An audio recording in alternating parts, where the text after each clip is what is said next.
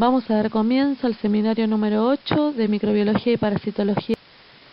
Corynebacterium diphtheriae es la especie más relevante del género Corynebacterium. Son bacilos gram positivos, pleomorfos, se tiñen de manera irregular, no esporulados, aerobios estrictos, inmóviles, catalasa positivos. La mayoría, pero no todos, fermentan los hidratos de carbono y generan moléculas de ácido láctico. Su morfología es muy característica, con la formación de gránulos metacromáticos y disposición en empalizada y letras chinas. Con respecto al crecimiento, crecen en medios no selectivos como el agar sangre y en medios selectivos con telurito de potasio.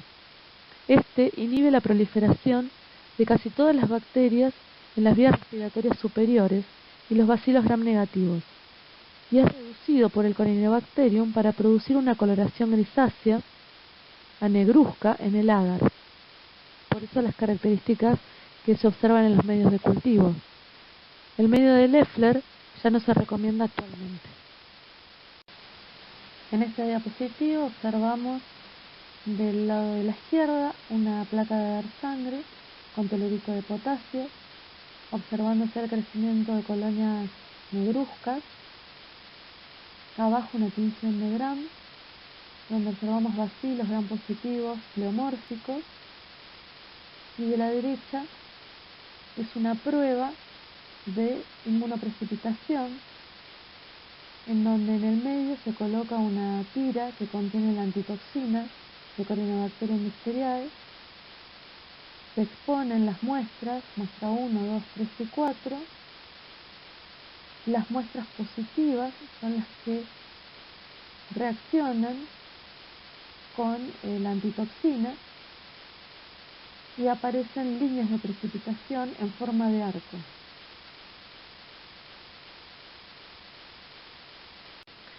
La toxicidad que se observa en la difteria se puede atribuir directamente a una exotoxina secretada por las bacterias en el foco de infección.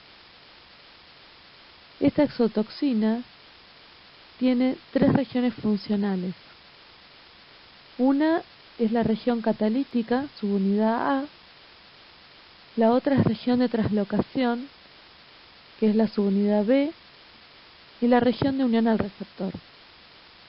El receptor es un factor de crecimiento epidérmico de unión a la heparina que está presente en muchas células eucariotas, principalmente en el corazón y en las células nerviosas, y ahí se explica los síntomas cardíacos y neurológicos que pueden presentar estos pacientes. Lo que sucede es que cuando ingresa a la célula, la región de translocación se inserta en la membrana endosomal y facilita el movimiento de la región catalítica hacia el citosol. Eso cuando ocurre la unión de la toxina a las células del organismo anfitrión. La subunidad A finaliza la síntesis de proteínas al inhibir el factor de elongación 2.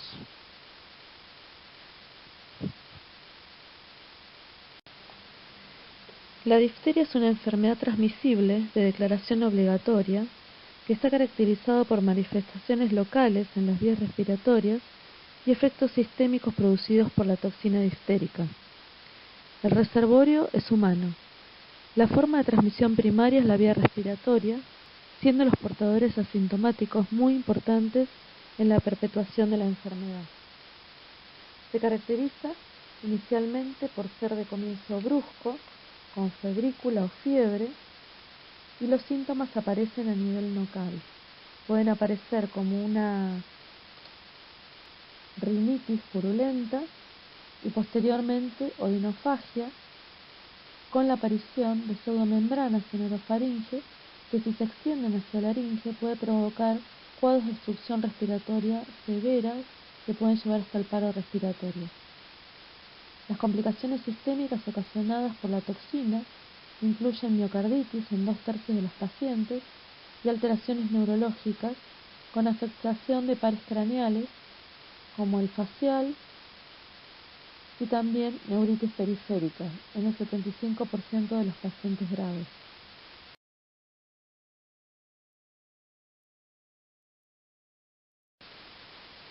La tos convulsa es una infección de las vías respiratorias producidas por bacterias gram negativas del género Bordetella. El género está constituido por varias especies, entre ellas la que vamos a tratar ahora, Bordetella pertussis y Parapertussis. Son cocobacilos gram negativos, aerobios estrictos, que no fermentan los hidratos de carbono.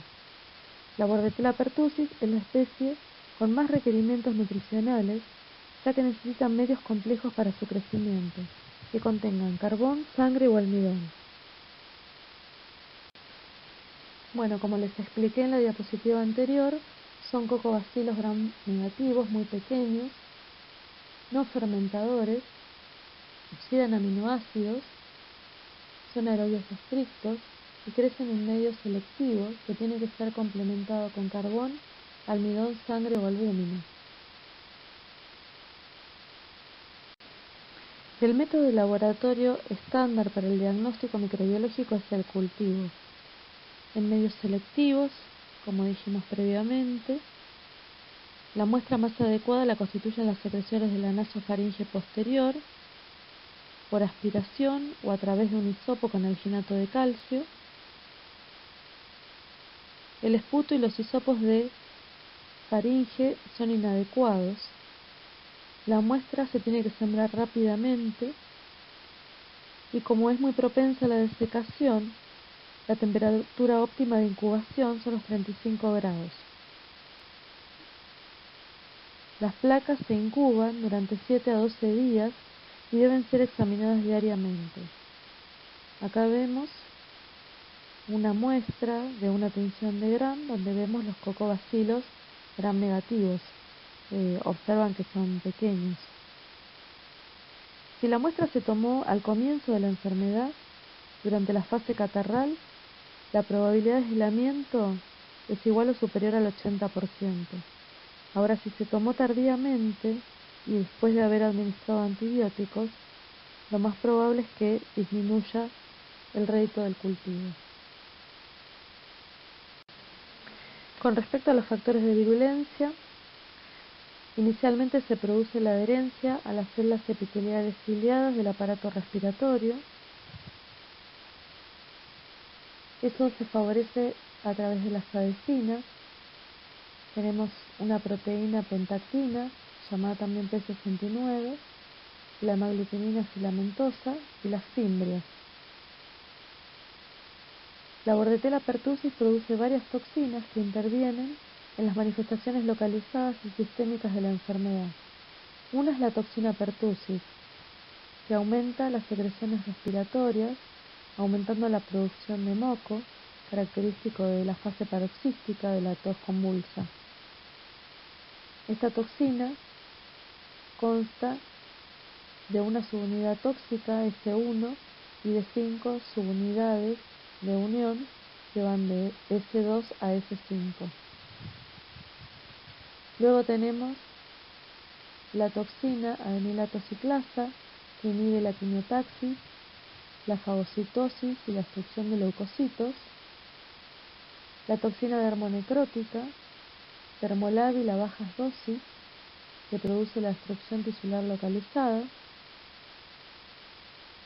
la citotoxina traqueal, que en bajas concentraciones produce ciliostasis, es decir, inhibe los movimientos de cilios, entonces altera los mecanismos normales del clearance y limpieza del árbol respiratorio. De esa manera se produce acumulación de moco y es lo que uno va a escuchar con la tos ferina. Produce también dos lipopolisacáridos, el lípido A y el lípido X, que estimulan la vía alternativa del complemento y estimulan la liberación de citoquinas. Acá tenemos el gráfico para mostrar lo que hablamos en la diapositiva previa. Acá tenemos un gráfico donde se observa todo lo que dijimos en la diapositiva previa. Con respecto a la patogenia, el único reservorio es el ser humano. Es una enfermedad altamente contagiosa por vía inhalatoria, y más en los menores de 2 meses que todavía no tienen la protección de la vacuna. La vacuna se comienza a dar a partir de los 2 meses. Se produce inicialmente una adherencia al epitelio traqueal y bronquial a través de las adhesinas. La bacteria no se comporta de forma invasiva, no atraviesa la membrana basal del epitelio respiratorio y va produciendo una invasión local. La citotoxina traqueal es la que provoca la ciliostasis. La toxina dermonecrótica lesiona la mucosa respiratoria. Eso altera el sistema de defensa mucociliar. Entonces, esta alteración local es probablemente la causa de los síntomas. La toxina pertussis y la enlatociclasa son capaces de inhibir a las células fagocíticas. En los niños hay una intensa respuesta inflamatoria, produciendo un cuadro grave de bronquiolitis necrotizantes, daño alveolar, hemorragia intraalveolar, bronconeumonía, que si sobreviven a esta infección suelen quedar con secuelas respiratorias como hipertensión pulmonar. Acá observamos todo lo que se dijo previamente en la diapo anterior. El cuadro clínico clásico de la tos convulsa se observa durante la infección primaria en pacientes no inmunizados.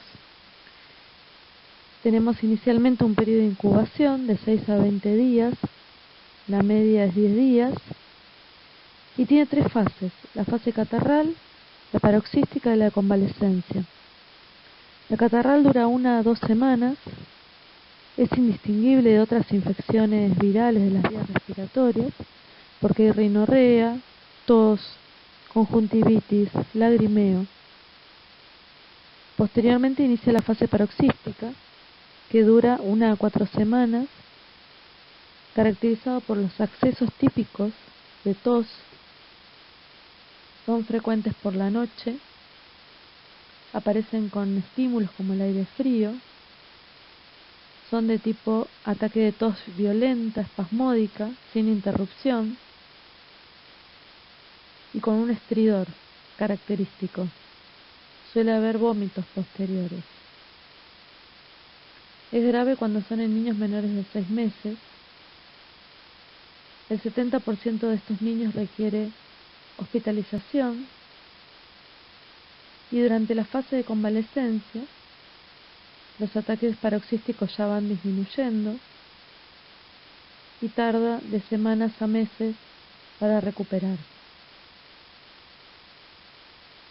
Las formas atípicas de la tos convulsa suelen verse en recién nacidos con bajos niveles de anticuerpos transferidos por sus madres, en niños vacunados de forma incompleta.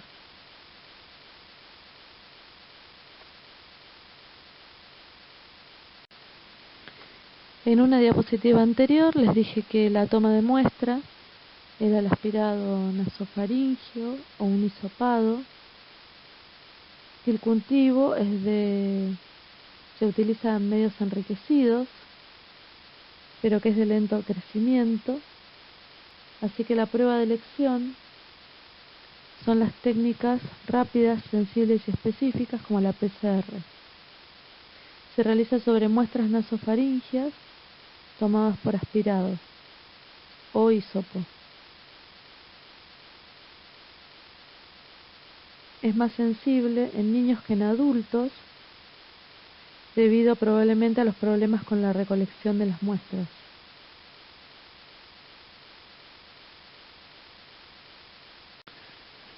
El género Haemophilus está formado por pequeños bacilos o cocobacilos gram negativos, inmóviles, aerobios o anaerobios facultativos. Para su desarrollo requieren factores de crecimiento presentes en la sangre, el factor 10, y el factor NAD, también llamado factor 5. Una de las especies que vamos a tratar ahora es Haemophilus influenza y Haemophilus lucreci.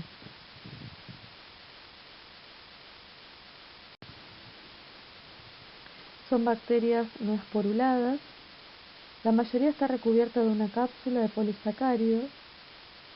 Antes de la vacuna de anti-Haemophilus tipo B, el serotipo B era el responsable de más del 95% de las infecciones invasivas.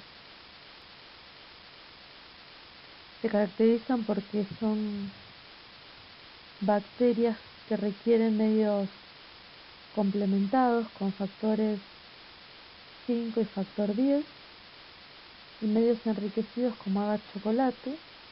El agar chocolate es agar sangre calentado a una cierta temperatura. Las capsuladas son las que determinan los serotipos A, B, C, D, E y F.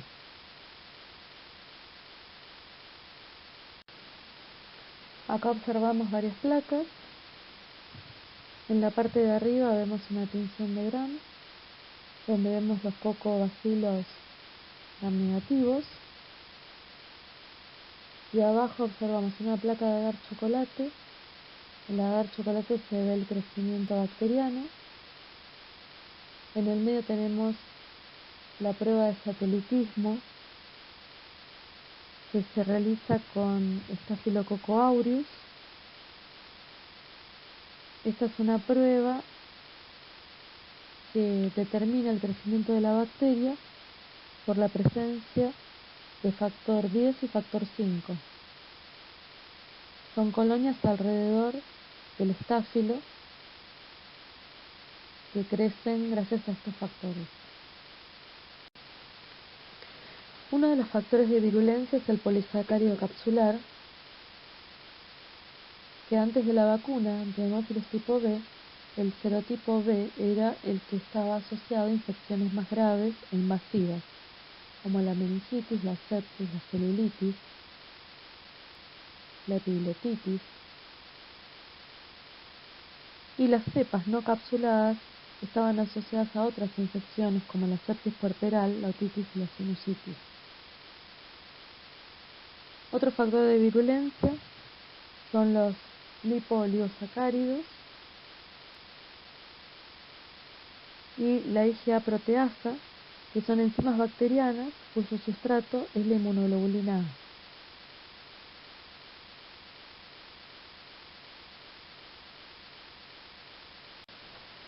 La especie humana es el único reservorio conocido de Haemophilus influenza. Suele producir infecciones graves, Haemophilus influenza tipo B, y su poder patógeno se basa en la capacidad para colonizar la mucosa nasal, penetrar la mucosa, alcanzar la sangre y causar inflamación de meninges.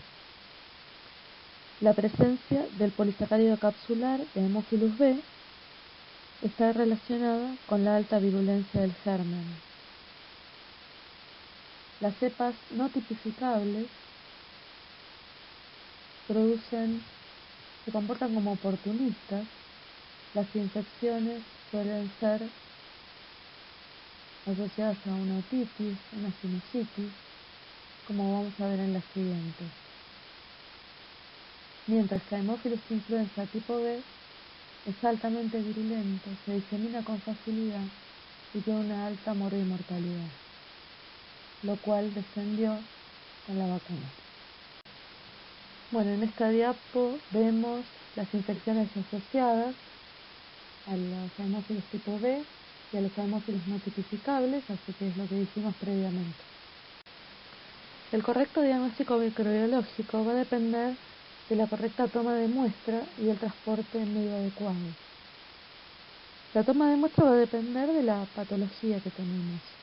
Si estamos frente a una neumonía, la toma de muestras serán hemocultivos, muestra de esputo, que es un paciente que está lúcido y tiene la capacidad para poder realizar la muestra. Si estamos frente a una meningitis, La muestra es el líquido cefalorraquídeo y sobre esa muestra se van a hacer las tipificaciones, el cultivo, cultivar en medios enriquecidos, obviamente después de hacer una tinción de Gram en ambos casos. Si estamos frente a una celulitis, la toma de muestra va a ser sangre y toma de muestra en piel, y así de acuerdo a la patología que nos encontremos producida por hemófilos. Los medios enriquecidos nos van a servir para el crecimiento de la bacteria y poder realizar luego el correcto antibiograma. Y otra técnica que se utiliza es la aglutinación de látex en las muestras de líquido cefalorraquídeo para realizar diagnóstico de rápido buscando antígenos capsulares.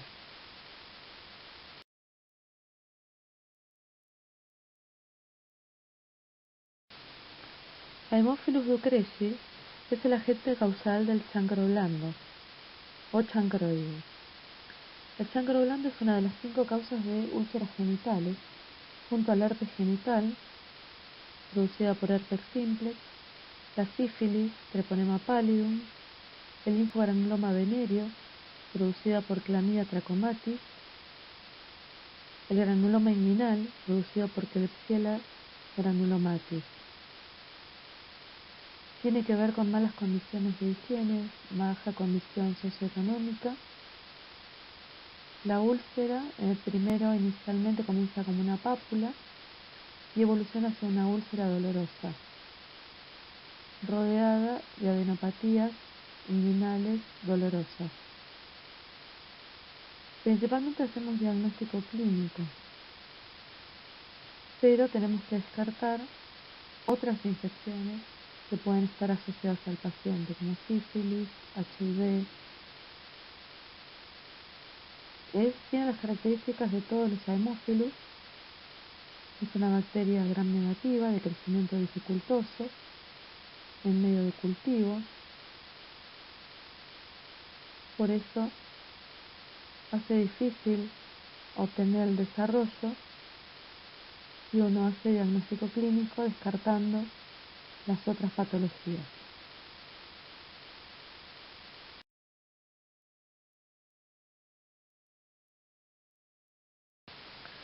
Bueno, como dije previamente, el diagnóstico es fundamentalmente clínico. Tenemos que descartar otras infecciones de transmisión sexual, pero si uno tiene que tomar muestra de la lesión, toma muestra de la base de la úlcera, hace un gram. Sabemos que son cocobacilos gram negativos y que son de difícil crecimiento en cultivo. Moraxella catarrhalis es un diplococo gram negativo, es un comensal del tracto respiratorio superior. Es exclusivo de la especie humana, que se aísla habitualmente de las vías respiratorias, pero a veces también de la conjuntiva y del aparato genital.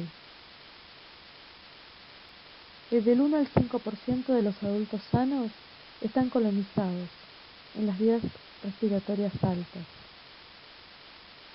En un porcentaje, en niños pueden producir otitis media, sinusitis o cuadros respiratorios altos, pero también en huéspedes especiales como pacientes con enfermedad pulmonar obstructiva crónica puede producir bronquitis y neumonía, y en algunos huéspedes que están inmunocomprometidos, endocarditis y sepsis. Su diagnóstico microbiológico depende de la patología encontrada, ¿sí? En el caso de las otitis medias, el diagnóstico se hace clínicamente, lo mismo que en sinusitis. Solo en pocos casos puntuales uno hace diagnóstico microbiológico en la otitis media con una timpanocentesis o punción de seno en el caso de una sinusitis. Si estamos frente a una endocarditis, una sepsis o una neumonía, uno toma otro tipo de muestras, toma muestras de sangre Entonces, por eso es importante saber cuál es la patología que está causando. Dependiendo de qué patología causa, se toma la muestra, se envía al laboratorio y luego se siembra en cultivos. Los cultivos en el que crece son cultivos comunes de agar sangre. Uno también realiza una tinción de Gram, va a ver la presencia de diplococos Gram negativos y finalmente realiza las pruebas bioquímicas para llegar a la caracterización.